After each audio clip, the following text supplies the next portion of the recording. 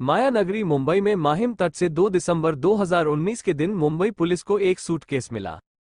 Suitcase के अंदर एक आदमी का कटा हुआ एक हाथ, एक पैर और शरीर के कुछ और टुकड़े थे। पुलिस को ये सूटकेस महिम बीच पर तैरता हुआ मिला था। लाश की पहचान कर पाना पुलिस के लिए बेहद मुश्किल था। पुलिस को सूटकेस से लाश के अलावा शर्ट, स्वेटर और पेंट भी मिले थे। सूटकेस मिलते से ही खलबली मच गई। पुलिस के सामने एक नया और बिना और छोर का केस आकर खड़ा हो गया था। क्राइम ब्रांच कुर्ला पश्चिम में बेलगामी रोड पर उस दुकान पर पहुंची। उस शर्ट का बिल निकला तो पता चला कि बिल किसी बेनेट रिबेलो के नाम पर था। अब इसी नाम के आदमी को खोजना पुलिस का मकसद था। मुंबई क्राइम ब्रांच ने फेसबुक पर बेनेट रिबेलो को सर्च किया और कई प्रोफाइल्स में तस्वीरें खंगाली, जिसमें से एक व्यक्ति वही वाली लाल स्वेटर पहने हुए था जो उस सूटकेस में मिली थी। इस तस्वीर से कंफर्म हो गया कि ये वही बेनेट रिबेलो है।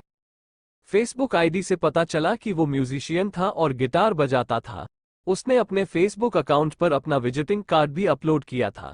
कार्ड पर लिखे पते पर पुलिस पहुंची, देखा कि घर पर ताला लगा हुआ है। पूछताछ करने पर पता चला कि किसी ने भी बेनेट को पिछले कुछ दिनों से देखा ही नहीं था। पड़ोसियों से पूछताछ करने पर उसकी गोद ली हुई बेटी आराध्या पाटिल उर्फ रिया बेनेट रिबेलो के बारे में पता चला। पड़ोसियों ने बताया कि यहां वे अपनी गोद ली हुई 19 वर्षीय बेटी के साथ रहते। पुलिस ने उसका नंबर हासिल किया और 7 दिसंबर के दिन बेनेट रिबेलो की हत्या के शक में बेनेट की गोद ली हुई बेटी और उसके बॉयफ्रेंड को गिरफ्तार कर लिया। लड़की 19 साल की है और लड़का 16 साल का। पूछताछ करने पर दोनों ने बेनेट की हत्या करने की बात कबूल कर ली। एक गोद ली हुई बेटी ने ही अपने प्रेमी के साथ मिलकर अपने पिता की हत्या कर उसके कई टुकड़े कर डाले थे। गिरफ्तार बेटी ने पुलिस के समक्ष अपना जुर्म स्वीकार करते हुए कहा कि उसे अपने किए पर कोई अफसोस नहीं है। लड़की ने हत्या की जो वजह बताई उसे जानकर पुलिस भी दंग रह गई। बेनेट अपने घर पर अकेला रहता था। 2 शादियां की थीं, लेकिन दोनों पत्नियों से अलग हो चुका था। 26 नवंबर के दिन उसकी बेटी ने अपने बॉयफ्रेंड के साथ मिलकर उसकी हत्या कर दी। उसने घटना की पूरी जानकारी देते हुए बताया कि दोनों ने बेनेट के ऊपर चाकू और डंडे से हमला किया, उसके मुंह पर मच्छर मारने वाला स्प्रे किया और चाकू से गोदकर मार डाला। इसके बाद शव को ठिकाने लगाने का एक प्लान बनाया। उन्होंने 3 दिनों तक शव को घर में रखा।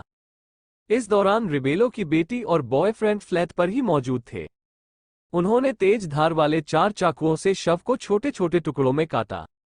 शव के टुकड़े करने से पहले चाकू को गर्म किया गया। टुकड़ों को 3 सूटकेस में भरकर रिक्शा के जरिए मीठी नदी तक लेकर गए और फेंक दिया, जिसमें से एक सूटकेस बहता हुआ माहिम बीच पर पहुंच गया था। इस पूरे कांड में रिया के बॉयफ्रेंड का एक दोस्त भी शामिल था। रिया ने बताया कि बेनेट उसका यौन शोषण करता था और बॉयफ्रेंड के साथ उसके रिश्ते का विरोध करता था, जिससे वह तंग आ चुकी थी और अपने प्रेमी के साथ मिलकर उसकी हत्या कर दी।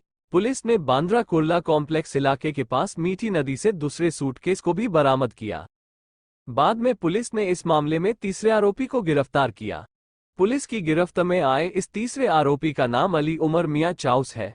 अली 19 साल का है और आराध्या उर्फ रिया के प्रेमी का दोस्त है। वारदात के अगले दिन यानी 27 नवंबर को रिया और उसका प्रेमी घाटकोपर में अली से मिले थे।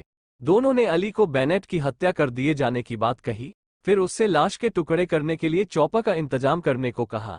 2 दिन बाद यानी 30 नवंबर को अली वाकोला आया, जहां उन तीनों ने मिलकर रात भर बेनेट की लाश को टुकड़े टुकड़े काटा और फिर उन टुकड़ों को अलग अलग बैग में भरने का काम किया।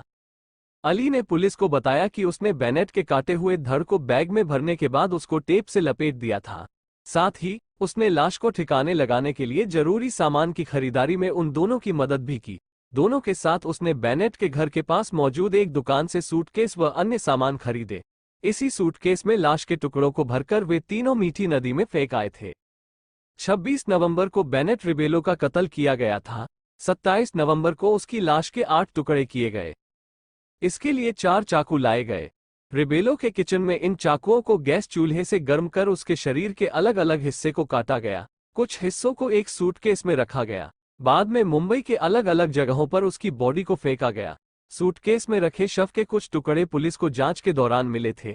उसके कब्जों से पुलिस ने शव की पहचान की थी। इसके बाद मुंबई क्राइम ब्रांच ने सूटकेस वाली लाश की गुत्थी सुलझा ली।